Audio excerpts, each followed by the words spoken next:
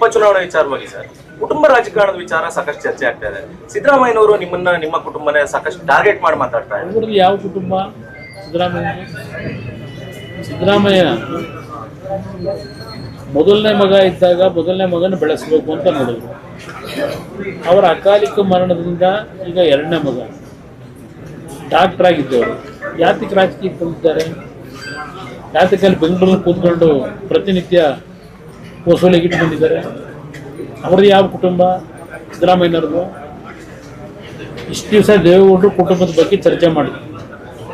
ದೇವೇಗೌಡರು ಕುಟುಂಬದಲ್ಲಿ ಏನೋ ಮಗ, ಮೊಮ್ಮಗ, ಬರೀ ಮೊಮ್ಮಗ ಇದೆಲ್ಲ ದೂರದ್ರಲ್ಲ.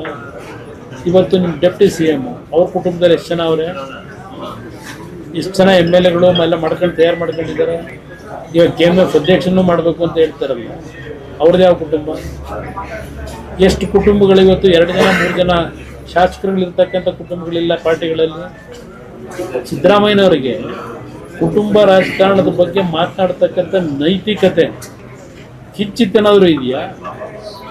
ಕಿಂಚಿತ್ತಿದೆಯಾ ಅವರಿಗೆ? ಅದು ಯಾರು ಮಾತಾಡೋದಕ್ಕೆ ಕುಟುಂಬ ರಾಜಕೀಯದ ಬಗ್ಗೆ? ಅರ್ಥ ಮಾಡ್ಕೋಬೇಕು ಅವರನ್ನು. ಯಾತಕ್ಕೆ ಅವ್ರ ಮಗನ ಬಿಟ್ಕೊಂಡವ್ರೆ? ಈಗ ಅವ್ರ ಮಗನಿಗೆ ಯಾಕೆ ಜವಾಬ್ದಾರಿ ಕೊಟ್ಕೊಂಡವ್ರೆ? ಏನು ಜನಗಳ ಸೇವೆ ಮಾಡುವಂಥ ಜವಾಬ್ದಾರಿ ಕೊಟ್ಟವ್ರ? ದೇವೇಗೌಡರು ಕುಟುಂಬದಲ್ಲಿ ಹೌದು, ರೇವಣ್ಣ ಅವರು ಮಂತ್ರಿ ಇದ್ದರು, ನಾನು ಮುಖ್ಯಮಂತ್ರಿನೂ ಆಗಿದ್ದೆ. ನಮ್ಮನ್ನು ದೇವೇಗೌಡರು ವಸೂಲಿ ಮಾಡೋಕ್ಕೆ ರಾಜಕೀಯಕ್ಕೆ ಬನ್ನಿ ಅಂತ ಕರೀಲಿಲ್ಲ. ಜನಗಳ ಕಷ್ಟ ಸುಖ ನೋಡಿ ಜನಗಳ ಸೇವೆ ಮಾಡಿ ಅಂತೇಳಿ ಕರೆಸಿದ್ರು. ಅವರೇನು ಕರೀಲಿಲ್ಲ. ದೇವೇಗೌಡರು ನಮ್ಮನ್ನು ರಾಜಕೀಯಕ್ಕೆ ಬನ್ನಿ ಅಂತ ಕರೀಲಿಲ್ಲ. ಜನ ನಮ್ಮನ್ನು ಎಳ್ಕೊಂಬಂದರು ರಾಜಕಾರಣಕ್ಕೆ. ನಮಗೂ ಅವ್ರಿಗೂ ಇರೋ ವ್ಯತ್ಯಾಸ ಸಿದ್ದರಾಮಯ್ಯನವ್ರಿಗೂ. ನಮ್ಮನ್ನು ದೇವೇಗೌಡರು ಬೆಳೆಸ್ತಿಲ್ಲ ಎಂದು ನಾನು ಲೋಕಸಭೆಗೆ ನಿಲ್ಲೋದಕ್ಕೆ ಭಾಳ ವಿರೋಧ ಮಾಡಿದವರು. ರಾಜಕಾರಣ ಯಾವ ಕಾರಣಕ್ಕೂ ಬೇಡ ಅಂತ. ಎರಡನೇ ಬಾರಿ ನಾನು ಮುಖ್ಯಮಂತ್ರಿ ಆದಾಗ ಎಲ್ಲರ ಎದುರಿಗೆ ಹೇಳಿದ್ರು ಮಲ್ಲಿಕಾರ್ಜುನ ಖರ್ಗೆ ಮುಖ್ಯಮಂತ್ರಿ ಮಾಡ್ಕೊಳ್ಳಿ ಅಂತ. ಎಲ್ಲ ಬದುಕೋರಲ್ಲ, ಸಿದ್ದರಾಮಯ್ಯ ಬದುಕೋರಲ್ಲ. ನನ್ನ ಮಗನ ಮುಖ್ಯಮಂತ್ರಿ ಮಾಡಿ ಅಂತ ಅರ್ಜಿ ಹಾಕೊಂಡು ಹೋಗಿದ್ದಾರೆ ದೇವೇಗೌಡರು 18ರಲ್ಲಿ. ನಮ್ಮ ಮಗನಿಗೆ ಬೇಕಿಲ್ಲಪ್ಪ, ಅವ್ರ ಆರೋಗ್ಯನೂ ಚೆನ್ನಾಗಿಲ್ಲ, ಇವ್ರನ್ನ ಖರ್ಗೆ ಅವ್ರನ್ನ ಮಾಡಿ ಅಂತ ನಿಮ್ಮ ಮುಖಕ್ಕೆ ಕೇಳವ್ರೆ. ಮುಖ್ಯಮಂತ್ರಿ ನನ್ನ ಮಾಡಬೇಕು ಅಂತ ದೇವೇಗೌಡರು ನಿಂತಿದ್ದೀರ. ಇದಾಗ ನಮ್ಮ ಕುಟುಂಬದ ಬಗ್ಗೆ ಇವ್ರು ಯಾರು ಚರ್ಚೆ ಮಾಡ್ತಕ್ಕಂಥ ನೈತಿಕತೆ ಯಾರೂ ಇಟ್ಕೊಂಡಿಲ್ಲ ಅನ್ನೋದು ನನ್ನದು. ಈಗ ಮುಖ್ಯಮಂತ್ರಿ ನಾನೇ ಮುಂದುವರಿತೀನಿ ಅಂತ ಹೇಳ್ತಾ ಇದ್ದಾರೆ. ಅವರು ಹೇಳ್ತಾರೆ ಮುಂದಿನ ಚುನಾವಣೆವರೆಗೂ ಕಾಯ್ಬೇಕಲ್ಲ. ಈಗೇನೋ ಇದ್ದಾರೆ, ಮುಂದಿನ ಚುನಾವಣೆ ಇದರ ಟೈಮಲ್ಲೇ ತಾನೇ ಗೊತ್ತಾಗೋದಿಲ್ಲ. ಈ 2 ಚುನಾವಣೆ ಬಿಡಿ, BJPನ ಗೆಲ್ಬೋದು, ಅವರಾದರೂ ಗೆಲ್ಬೋದು ಅಂತಕ್ಕಂಥದ್ದು ಏನು ಪತ್ರಿಕಾ ವರದಿ ಇದೆ. ಈ 2 ಚುನಾವಣೆ ಮೇಲೆ ಏನು ನಡೆಯಲ್ಲ.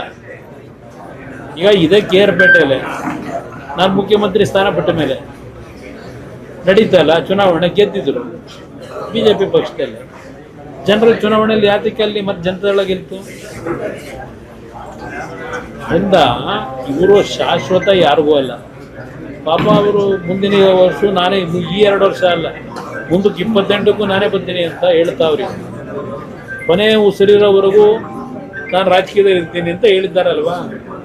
ವಿಧಾನಸಭೆಯಲ್ಲಿ ಹೇಳಿದ್ರು 2013ರಲ್ಲಿ ಏನು ಹೇಳವ್ರೆ, ಇದು ನನ್ನ ಕೊನೆ ರಾಜಕೀಯದ ಹೋರಾಟ, ಇನ್ನು ರಾಜಕೀಯ ಬಿಡ್ತೀನಿ ಅಂತ ಹೇಳಿ 13ರಲ್ಲಿ ವಿಧಾನಸಭೆಯಲ್ಲಿ ರೆಕಾರ್ಡ್ ಆಗಿದೆ.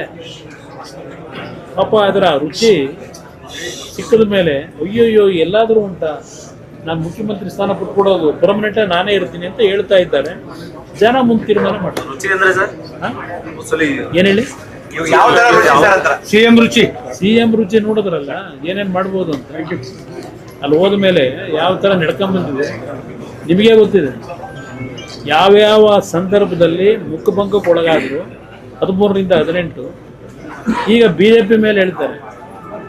ಅವರು ಮುಖ್ಯಮಂತ್ರಿಯಾಗಿ ಚುನಾವಣೆ ಹೋಗೋ ಸಂದರ್ಭದಲ್ಲಿ 2018ರಲ್ಲಿ ಏನೇನು ಮಾಡಿದ್ರು, ರಾಜ್ಯದ ಆರ್ಥಿಕ ಪರಿಸ್ಥಿತಿನ ಯಾವ ರೀತಿ ಸಂಪೂರ್ಣವಾಗಿ ಮುಂದೆ ಬರ್ತಕ್ಕಂಥ ಸರ್ಕಾರಗಳು ನಿಭಾಯಿಸ್ಲಿಕ್ಕೆ ಆಗದೆ ಇರತಕ್ಕಂಥ ವಾತಾವರಣ ಇವ್ರ ಕ್ರಿಯೇಟ್ ಮಾಡಲಿಲ್ವಾ ಸಿದ್ದರಾಮಯ್ಯನವರು?